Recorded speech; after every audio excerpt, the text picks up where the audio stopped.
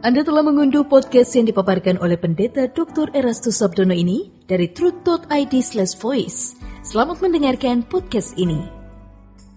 Shalom, kebenaran hari ini tanggal 26 September 2022 bertema Suara yang Menyesatkan. Kita akan melihat, menemui, menjumpai banyak pilihan di dalam hidup. Manusia selalu dibawa atau diperhadapkan kepada banyak pilihan. Hampir semua manusia terseret pada kesibukan untuk memilih dari satu pilihan ke pilihan yang lain. Di dalam pilihan tersebut ada kesibukan dan pertaruhan. Kita mau jalan-jalan keluar kota atau keluar negeri. Tentu harga dan pertaruhannya berbeda. Kita mau beli barang berharga di bawah 1 juta atau di atas 10 juta, juga berbeda pertaruhannya. Selalu saja ada pilihan-pilihan itu. Manusia dibuat sibuk dengan pilihan-pilihan setiap hari. Tetapi ada satu yang iblis hindarkan. Kita masuk di situ. Banyak pilihan disodorkan. Tetapi pilihan yang satu ini, kuasa kegelapan sebisa mungkin menjauhkan dari diri kita. Kalau pilihan barang, merek ini atau merek itu, jalan-jalan kemana, keluar kota, ke kota mana, keluar negeri, negara mana, banyak pilihan. Pekerjaan, sekolah, tempat tinggal, makan apa, banyak pilihan. Tetapi yang satu ini dihindarkan oleh kuasa kegelapan. Dan banyak orang tidak memikirkannya. Karena mereka merasa tidak perlu sungguh-sungguh untuk memikirkannya. Pilihannya adalah, apakah kita mau bersama dengan Tuhan atau tidak, masuk surga atau masuk neraka. Memang tidak ada orang yang mau masuk neraka, jelas. Kalau orang disuruh memilih surga atau neraka, orang pasti memilih surga. Kalau kita disuruh memilih bersama dengan Tuhan atau tidak bersama dengan Tuhan, pasti kita memilih bersama dengan Tuhan. Tetapi iblis membuat kita untuk tidak memilih dulu. Kita dibuat mengambang, bias, seakan-akan itu bukan pilihan.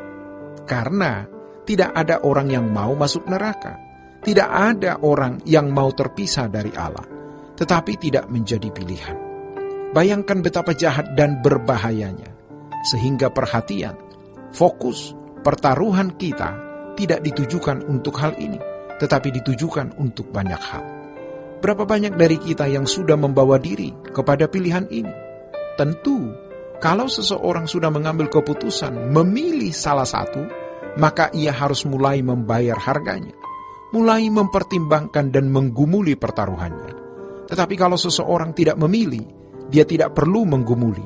Banyak orang sibuk dengan pilihan-pilihan yang tidak menyangkut kekekalan, sehingga tidak mulai mengarahkan diri kepada Tuhan dan kerajaannya. Coba kita renungkan, hidup kita diseret dalam kesibukan pilihan demi pilihan yang tidak menyangkut kekekalan. Cerdiknya setan bukan hanya menipu jemaat, tetapi juga menipu aktivis gereja, pelayan, bahkan pendeta.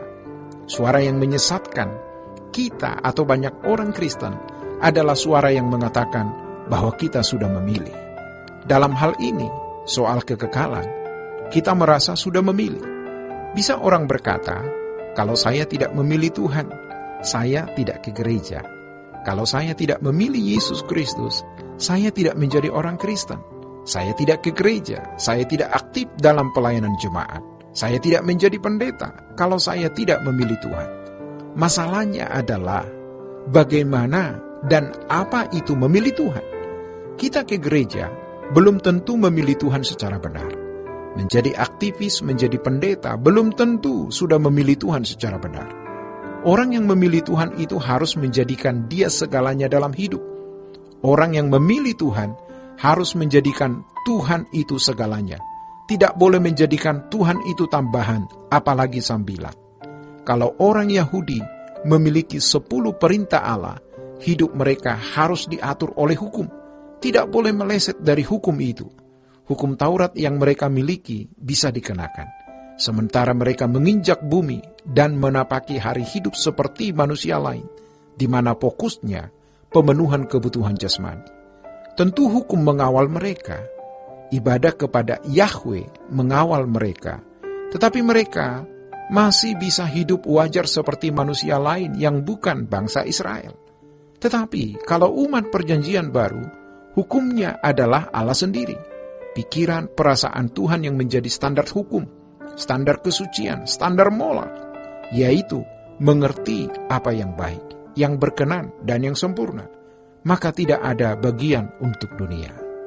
Kita tidak bisa menjalani hidup kekristenan, sementara masih berpola hidup seperti manusia lain, yaitu memberi bagian pada fokus pemenuhan kebutuhan jasmani. Jadi kita bisa mengerti mengapa Tuhan Yesus mengatakan, serigala mempunyai liang dan burung mempunyai sarang, tetapi anak manusia tidak memiliki tempat untuk meletakkan kepalanya. Lukas pasal 9 ayat 58. Ketika orang berkata atau memberikan pernyataan, aku akan ikut Tuhan kemanapun engkau pergi, Tuhan menjawab, kalau kamu mau ikut kemanapun aku pergi, kamu harus hidup seperti aku hidup. Dunia tidak lagi menjadi tempat kenyamanan, tidak ada tempat istirahat. Kamu hanya kerja, berubah. Di dunia kita hari ini, dunia yang materialistis, egois, cinta uang, mengenakan gaya hidup Yesus itu aneh sekali. Maka hampir tidak ditemukan orang yang memilih demikian. Demikianlah kebenaran hari ini. Tuhan memberkati. Sola Gracia.